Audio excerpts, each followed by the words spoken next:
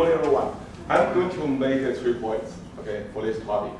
First of all, I'm going to talk about the exam specification. Secondly, talk about the formulas.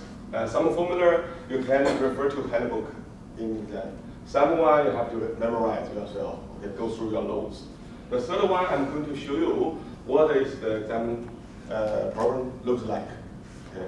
First of all, about the examination specification. I believe there's something wrong with it, but I'm not against this one. Okay? I'm not against this one.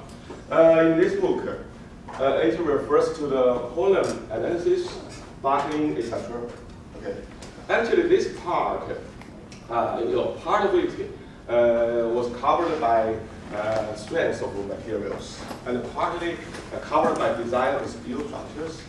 Okay. So if you need formulas for this portion, you can go to page 37 or page 147 in this book.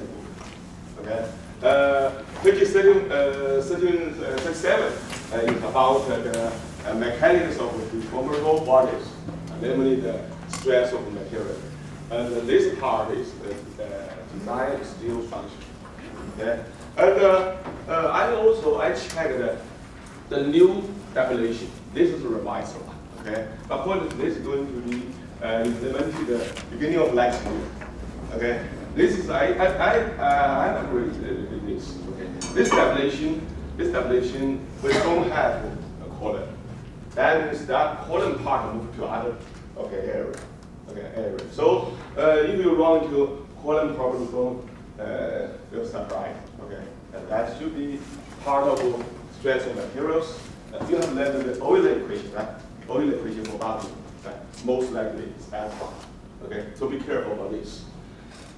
Go to, as I said, basically we are going to cover this portion. Okay, my notes, our syllabus, over years, last 3 years cover this part. Definitely we cover that part.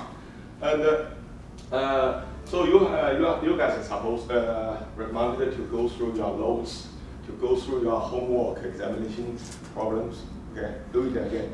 Okay, quickly. Familiarity is the most important thing for you.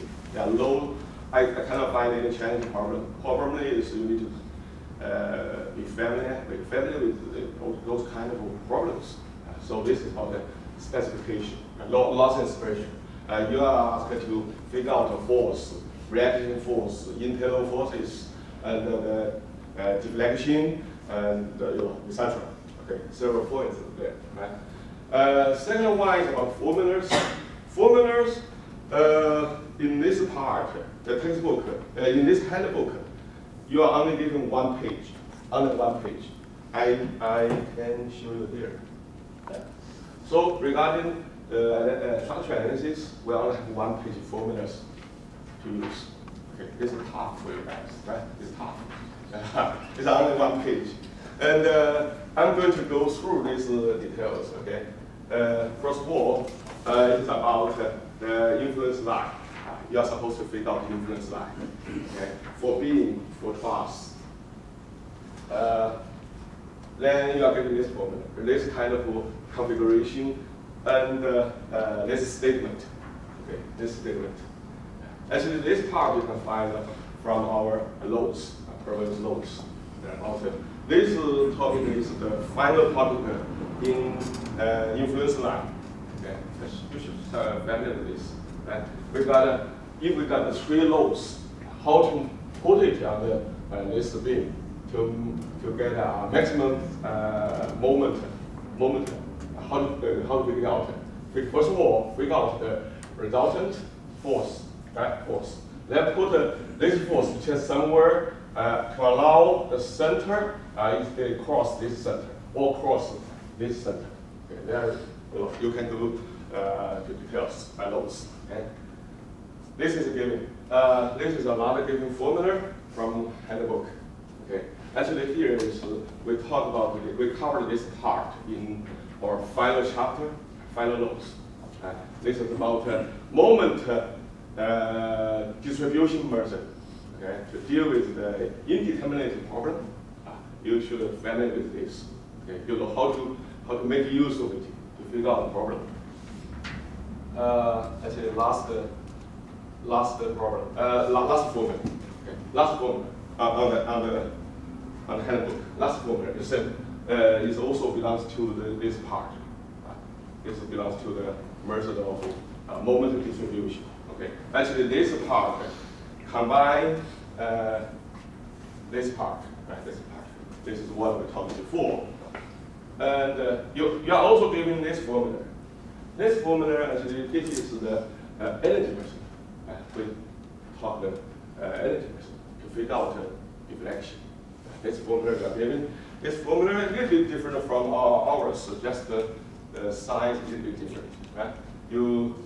This formula is for truss. Right? This is for truss deflection. This is for frame or beam calculation.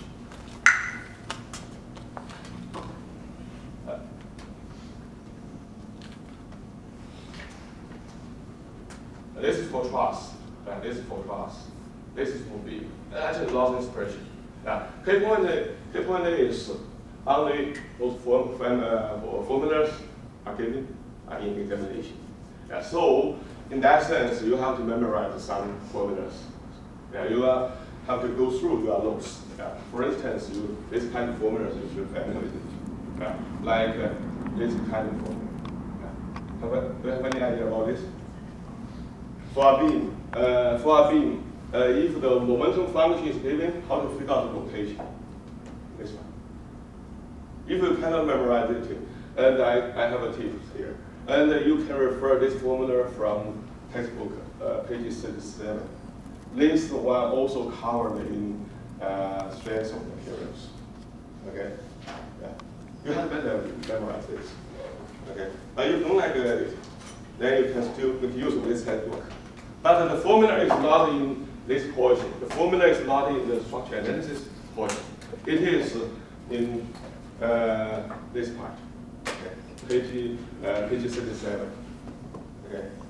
So you guys will try to make use of that one. This one can be used to figure out deflection. You remember that one? Actually, in this course, we did not cover too much things. We just covered how to figure out the forces, how to figure out the deflection, how to figure out how to distinguish the determinate or indeterminate problem, stable or unstable problem, and fundamental indeterminate problem.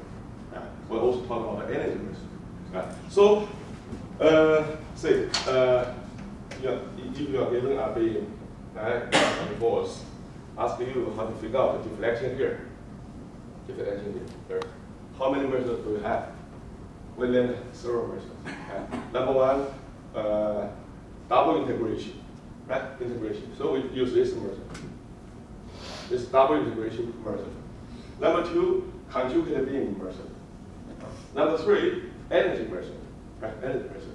Hopefully, energy method you can use the formula. Energy method you will have the formula. So I recommend you guys go through the notes. Okay, again and again, run the problem, review the homework. Okay, so that's about the formulas. Okay, and also some formula you have to memorize it. It's a simple formula. Do you have any idea about that one? Given a structure, given a structure, how to distinguish this structure is determinate or indeterminate with this formula. How to figure out is it stable or unstable? This formula. Okay. You have to memorize this. Textbook does not give you this. This handbook does not give you this. So the choice is yours. You try to compare this book and compare with the formulas and the procedures and the conventions in our notes, in our course notes. Okay. This job will be tough. Okay. Yeah, you make decision. Okay. You have to put your notes, go through our notes, then also check this handbook. Okay. Yeah. If those formulas you are not very familiar with it, you have to memorize. And some part, like this formula, okay, you can still make use of this textbook.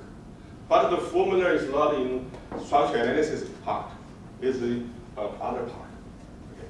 So here's the that 2 points. I think that's important. Any problems? Let's go.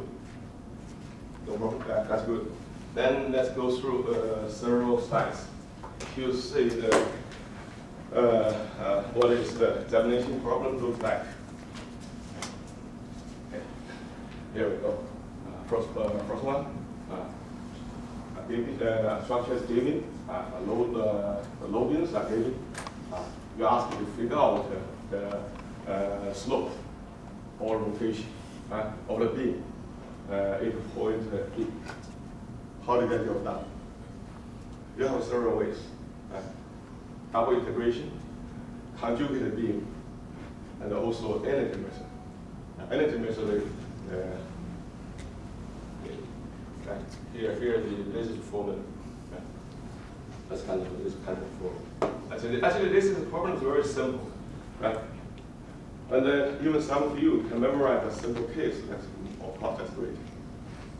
This is one typical problem. This is the second one. For truss, the truss is given. Okay, you are supposed to figure out the maximum force in CD in that part. One are loading, travel across it. A loading, travel across it. How to do it? Influence line. Okay. You have to figure out the influence line for CD. Yes. What is that 20 kids on that circle there? That's this one is a loading. This would be a loading, right? I think this is a loading around across it. See, that's a vehicle. Oh, okay. Vehicle. Moving vehicle. It's a truck. I didn't read it wrong. I don't have time to read it also. Okay. I just by feeling looks like that. So you have to figure out the influence line and pick up the maximum point, and to match to see if this mesh is multiple choices. Right?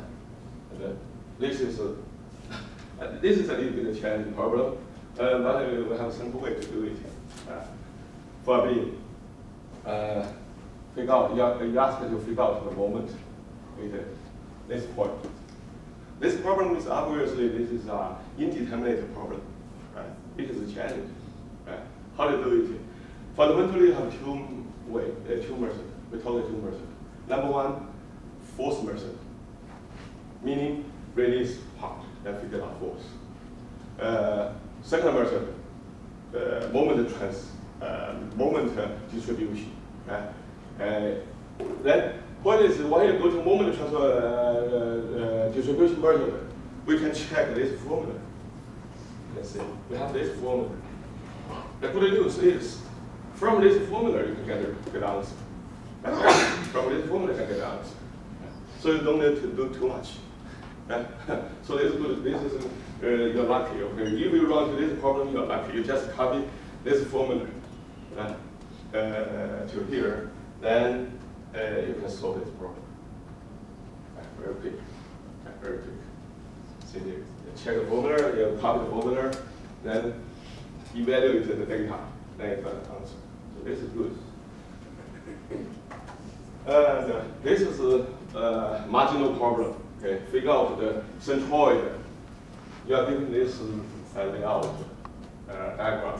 Figure out the centroid. This should be covered in statics and statics. The formula is very simple. Just like this, like this. Probably cover this in calculus or statics. And this is a class problem. Okay, for this problem,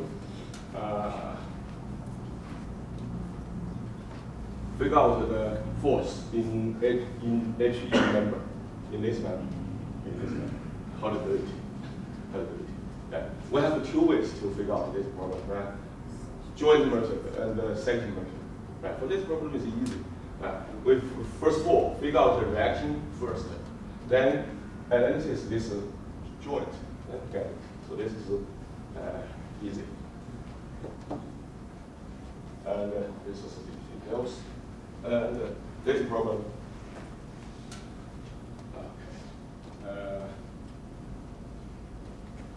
figure out vertical reaction in the point A. This is easy. Use sigma fx equal to 0, sigma fy equal to 0, right? You are supposed to figure out the force here.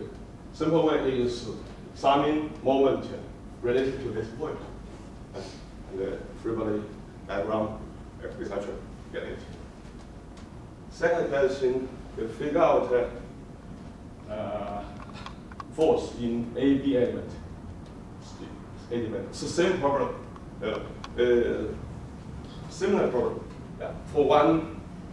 For this case, for one plot, three questions. Okay. Just now we figure out the here. Right? Second problem is to figure out the force of this one. That's easy. You still can use this joint. So you don't need to go to session. Then the third question is to figure out the force in EF. Yeah. For this problem, just now we figure out point A. Right? Then we can move to point E. Right? To consider the force balance in point E. Then you can figure out force in EF.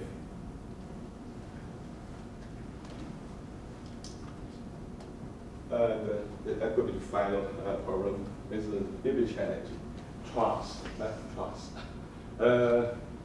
You are supposed to figure out the deflection in point E. In this point, figure out the deflection. To figure out, we have learned only one method for truss deflection. Any method. We have a formula for it. This job is tedious. So here, the answer is like this. I remember. So sorry about that.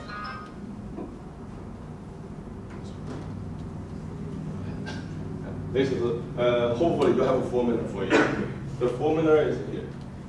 The formula is this one. From Heidelberg you can get a formula. This one. Okay, this one. This one. Actually, this in the Heidelberg this is called the unit load method. That load is a virtual load. You assume there is a load. I think that run the truss problem almost twice. So this is tedious, very tedious. Hopefully the formula is here. Formula is here, and you follow this formula.